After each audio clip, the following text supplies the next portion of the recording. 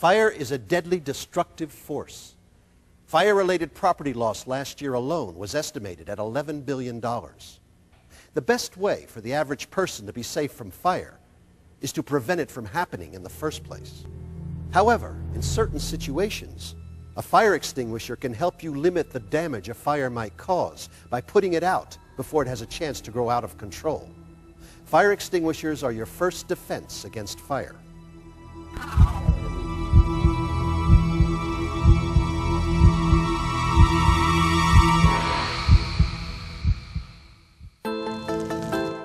Before we talk in detail about fire extinguishers, let's talk about fire itself. You can think of fire as a three-part chemical reaction, or a triangle. The base of the triangle is fuel. Fires need some material to burn. One side of the triangle is heat.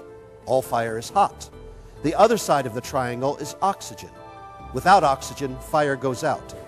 Fire extinguishers put fires out by taking one of the three parts out of the mix and interrupting the chemical reaction. Fire is very fast. In only 30 seconds, a small fire can grow completely out of control and engulf a room. Room temperature in a fire can be 100 degrees at the floor and up to 600 degrees at eye level. The best way to survive a fire is to have working smoke alarms and a quick, safe escape route.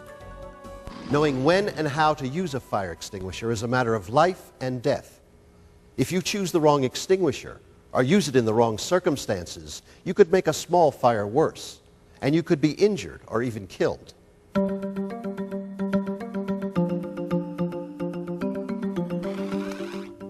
No two fires are just alike. Fires burn, spread, and are extinguished depending on what is burning. Fires are separated into classes depending on what is burning, and fire extinguishers are designed to put out only a certain class or classes of fire. The classes of fire are A, B, C, D, and K. Class A fires are those in materials like wood, paper, trash, cloth, and other ordinary combustibles. These fires can be extinguished by either air-pressured water or dry chemical extinguishers. Class A extinguishers are labeled with the letter A inside a triangle and/or a picture of burning trash. Class B fires are fires of flammable liquids like oil, grease, gasoline, kerosene, and acetone. Using water on a Class B fire can spread the fire to a larger area, causing more damage or even injuries.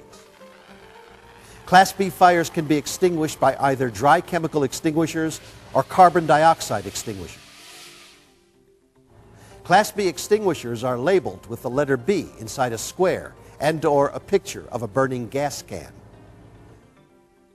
Class C is the category for electrical fires, such as those in appliances or at electrical outlets. These fires can be extinguished by either dry chemical extinguishers or carbon dioxide extinguishers.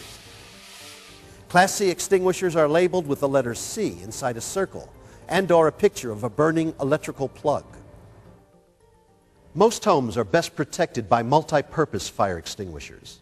These extinguishers are called dry chemical extinguishers.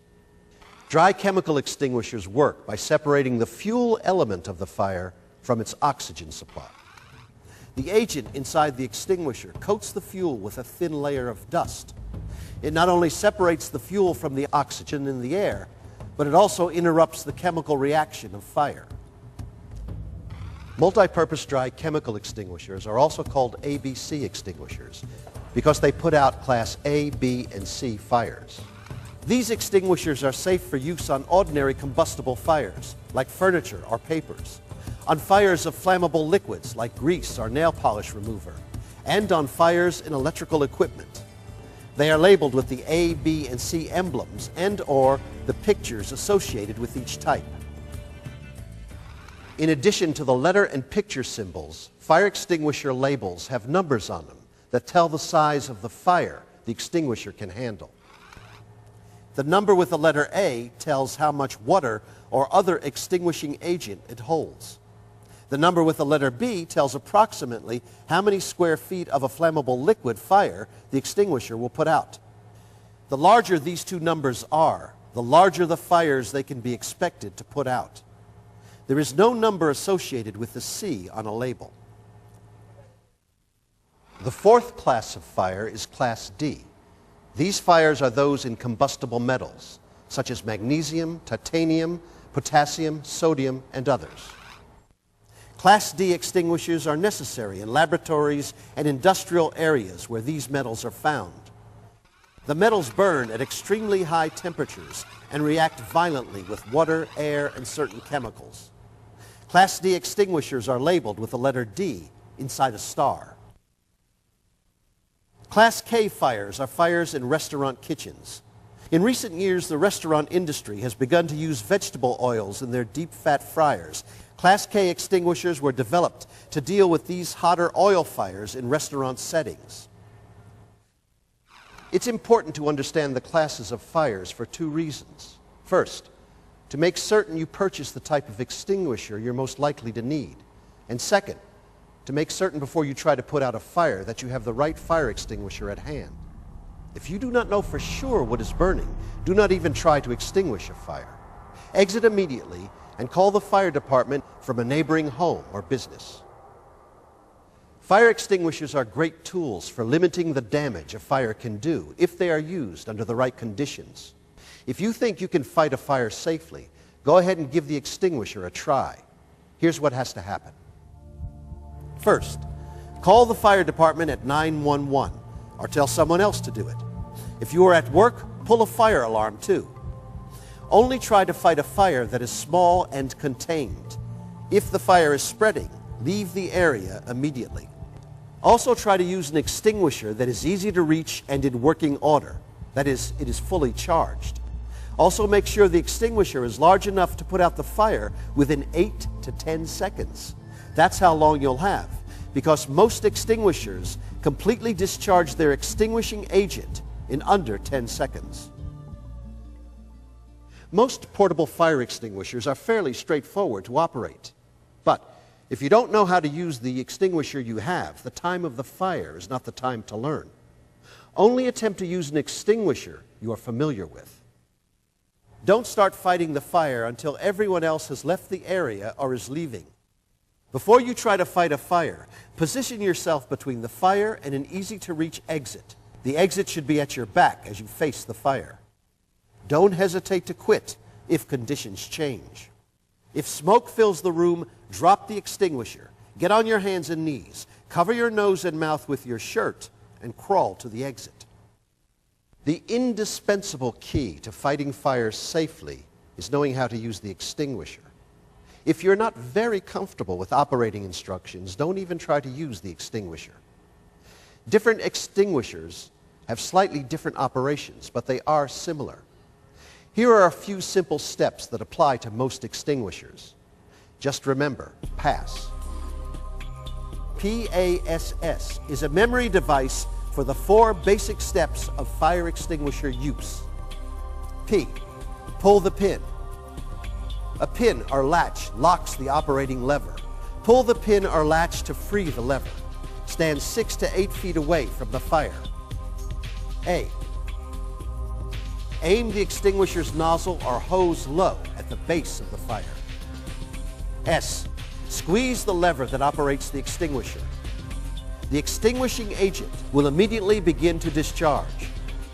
S, sweep from side to side. The fire seems to be going out. Move carefully toward it as you continue to sweep side to side.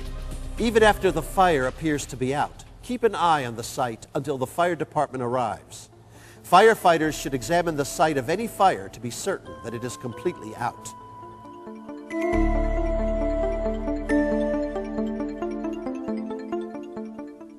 At home, you should have a fire extinguisher in the kitchen, the basement, the garage, and the workshop.